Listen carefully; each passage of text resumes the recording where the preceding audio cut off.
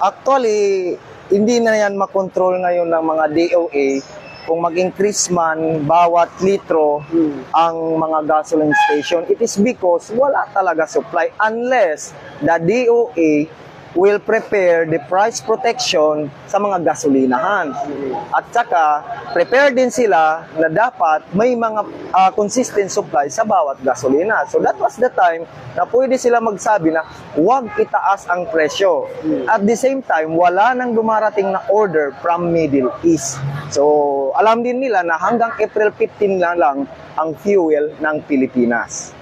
So yun na lang. So sabi nila sir, hindi sila nag-focus Na wala. Wala na yun. Yun talaga. Wala tayong magagawa kasi wala tayong supply sa Pilipinas unless mag-allow ang Brunei at saka Malaysia. Pag allowed tayo magdala dito ang Brunei at saka Malaysia, possible tayo. Pwedeng bumaba yung fuel. Pero let's say for example, baseter na ang sigalot sa Middle East. Aabot pa yan ng buwan bago mag-roll back ang fuel. Kasi matagal pa yan ang loading from Philippines to Middle East or from Middle East papunta sa Pilipinas. So doon pa lang tayo magkakaroon ng mga konting rollback. Pero as of now, nawala talaga. Yes. Mr. President, with the expected oil price hikes in the coming weeks and disruption in the global supply chain, I think it's also a fair assumption na tataas din po ang presyo ng ibang mga consumer goods. Are there certain goods that we are bracing for, and what interventions are in place? Well, it all depends on how long this lasts. Kasi kung matagal ito, doon mararamdaman. It takes a little while for these price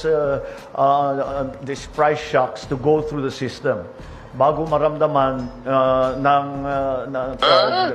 yung daily consumers, maramdaman nila sa presyo ng mga iba't ibang produkto. But because there will be, siyempre magkakaroon ng effect yan pero yung mga halimbawa, the only place where the transport has been disrupted is really in that area.